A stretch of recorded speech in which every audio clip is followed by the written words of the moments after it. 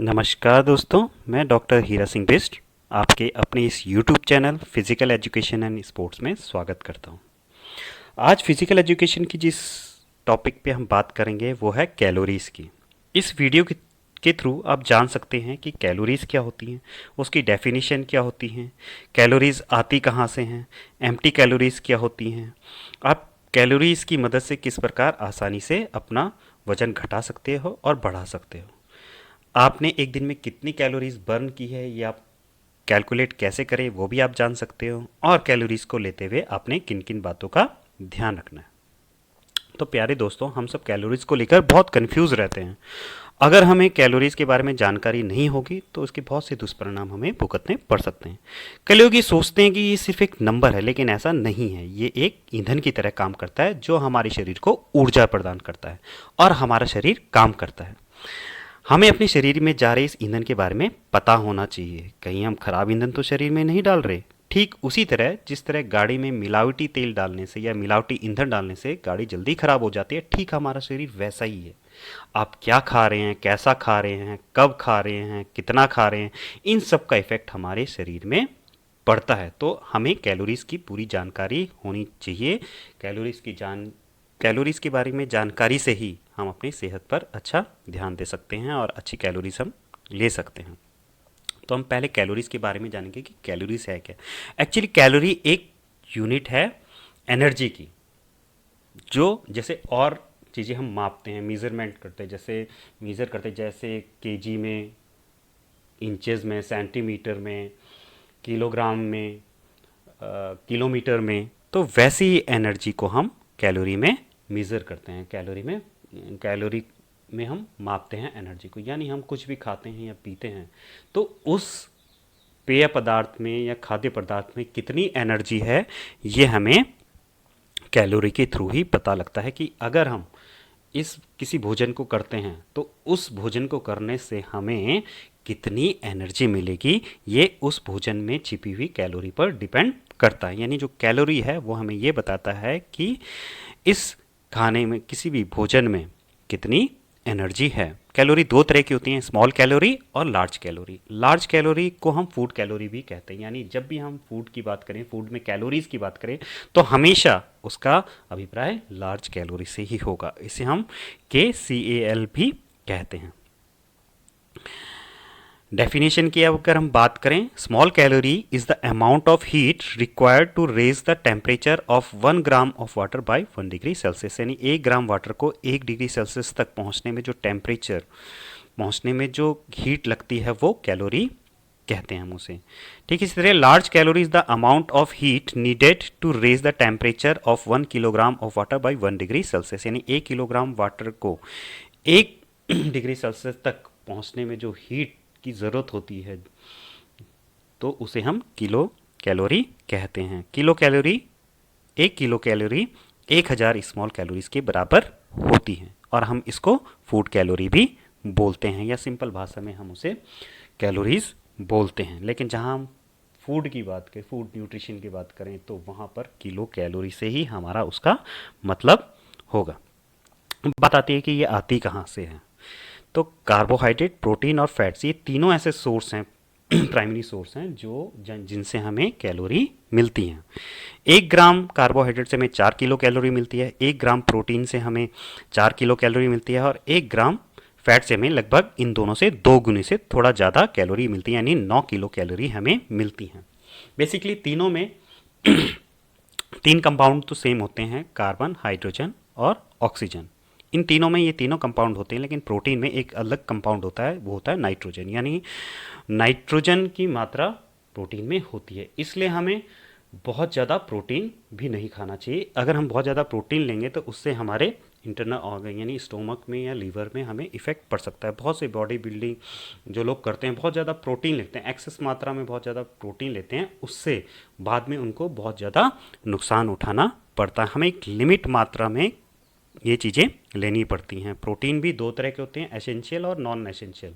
Non essential हमारी body के अंदर हमें मिल जाते हैं, इसलिए उनको नॉन एसेंशियल कहते हैं, क्योंकि हमें बाहर से वो प्रोटीन नहीं लेना पड़ता, वो हमारी बॉडी खुद ही बना लेती हैं। और एसेंशियल मतलब जो हमें बाहर से प्रोटीन लेने की ज़रूरत पड़ती है, वो तकरीबन 9 तरह के प्रोटीन होते हैं जो हमें बाहर से ज़रूरत पड़ती है।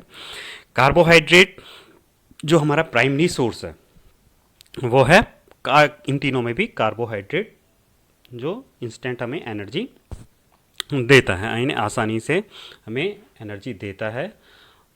ये भी दो तरह का होता है, सिंपल और कॉम्प्लेक्स। तो कॉम्प्लेक्स थोड़ा देर में एनर्जी देता है। स्टार्च होता है जैसे एक एग्ज़ाम्पल है उसका, तो पचता है फिर धीरे धीरे तब वो एनर्जी देता है। एकदम से इंस्टेंट एनर्जी हमें नहीं देता। इंस्टेंट एनर्जी हमें सिंपल कार्बोहाइड्रेट देता है। फैट्स की अगर हम बात करें तो फैट्स थोड़ा सा पचने में मुश्किल होता है, यानी ज़्यादा ऑक्सीजन की हमें फैट्स को पचाने में ज़रूरत होती है। ये डिपेंड करता है सैचुरेटेड और अनसैचुरेटेड फैट। सैचुरेटेड फैट और अनसैचुरेटेड फैट में फ़र्क होता है उनके बॉन्ड्स का। सैचुरेटेड फैट सिंगल बॉन्ड होता है बिटवीन कार्बन एंड हाइड्रोजन, और अनसैचुरेटेड फैट में कार्बन और हाइड्रोजन के बीच डबल बॉन्ड होता है। और सैचुरेटेड फैट लगभग एनिमल से हमें मिल जाता है, जैसे बटर हो गया, मीट हो गया और घी हो गया, यानी एनिमल प्रोडक्ट्स जो हैं इससे मिलता है। जबकि प्लांट्स प्रोडक्ट से हमें अनसैचुरेटेड फैट मिलता है, जैसे ऑलिव ऑयल हो गया, सनफ्लावर ऑयल हो गया, ये सब जो है अनसैचुरेटेड फैट्स हैं। तो हमें ये भी ध्यान रखना है कि हमें कौन सी चीज़ कितनी डाइट में लेनी है। अगर मोटा मोटा हम बताएं तो लगभग कार्बोहाइड्रेट का 40 से 60% हमें डाइट में रखना चाहिए, फैट्स का 20 से 35% और प्रोटीन हमें 10 से 25% अपनी डाइट में लेनी चाहिए। एक रेशियो में हमें इसको खाना चाहिए। ऐसा नहीं है कि प्रोटीन की हम बहुत ज़्यादा मात्रा ले लें या फैट्स बिल्कुल अपने खाने से हटा दें, क्योंकि बॉडी को हर चीज़ की ज़रूरत पड़ती है। अब बात करते हैं हम एम्प्टी कैलोरीज़ की। एम्प्टी कैलोरीज़ होती क्या हैं? हम लोग बहुत सारी ऐसी चीज़ें खाते हैं जिनकी हमारे शरीर को कोई ज़रूरत नहीं होती, वो एम्प्टी कैलोरीज़ कहलाती है। यानी एक ऐसी वो कैलोरीज़ जिसकी हमारे शरीर को कोई ज़रूरत नहीं होती, वो सिर्फ कैलोरीज़ के लिए हम खाते हैं।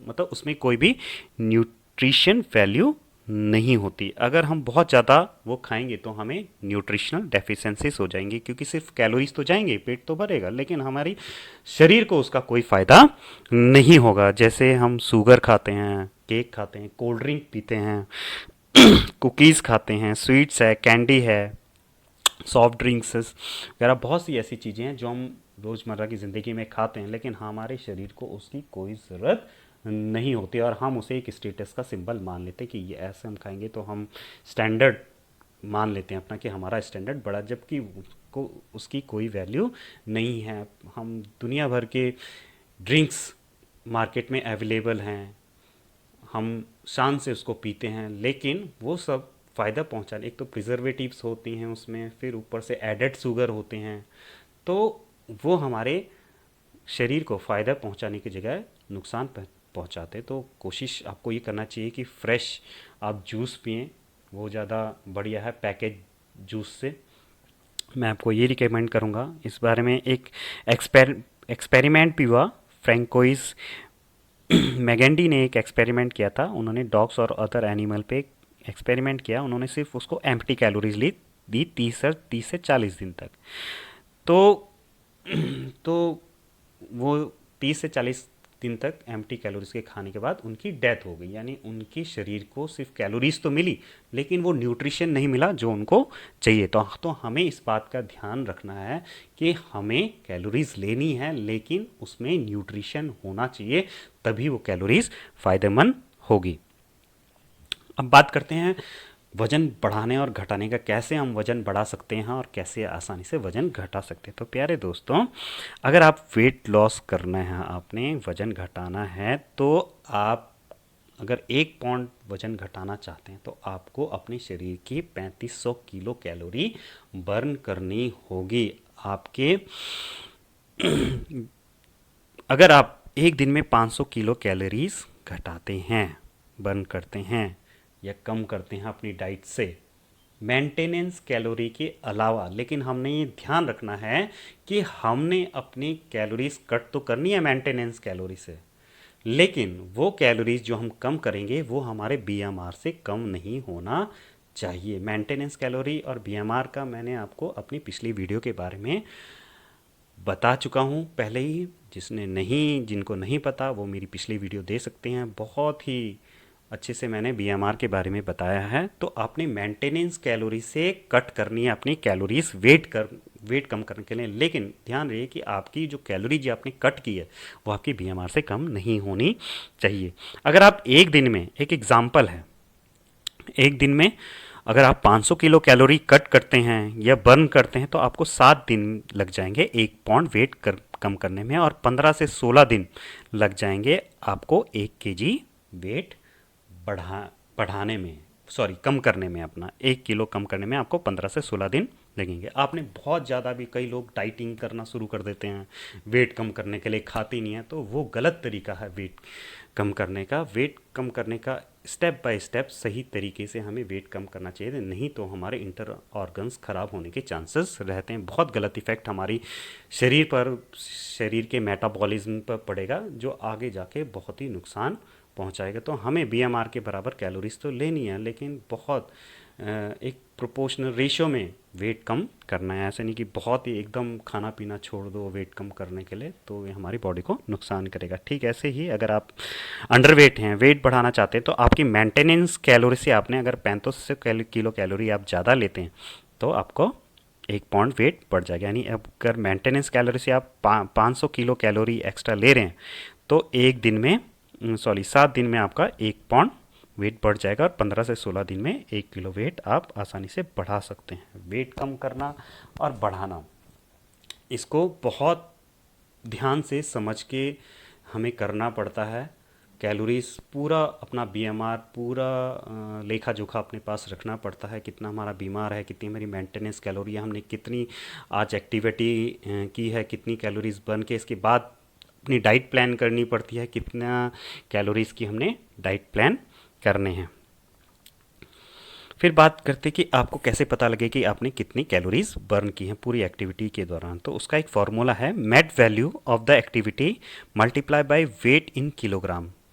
यानी अगर आप अपने वेट को मेट वैल्यू से मल्टीप्लाई करेंगे तो आपको कितनी कैलोरीज आपने बर्न की है वो आपको पता लग जाएगा।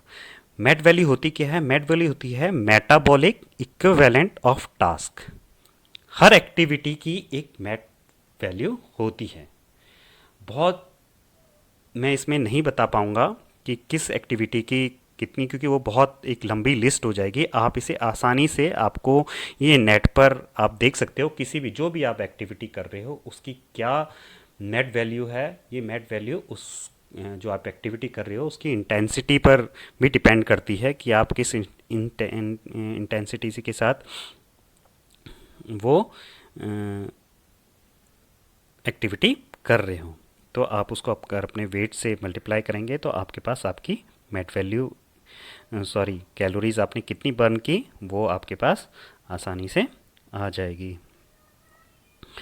फिर बात करते हैं कि हमने किन बातों का ध्यान रखना है जब भी हम कैलोरीज लें। तो सबसे पहली बात है, बहुत जो मुख्य 3 चीज़ मैं आपको सजेस्ट करूँगा, तो सबसे पहली उसमें है क्वालिटी ऑफ फूड, कि आप क्या खा रहे हो, उस फूड की क्वालिटी क्या है, वो पोस्ट डाइजेशन आपके शरीर पर क्या इफ़ेक्ट करेगा, इस चीज़ को ज़रूर ध्यान में रखें। एक एग्जांपल मैं देना चाहूँगा। सपोज़ करो आप एक एप्पल खाते हैं, एक एप्पल में आपको 70 से 80 किलो कैलोरी मिलेगी।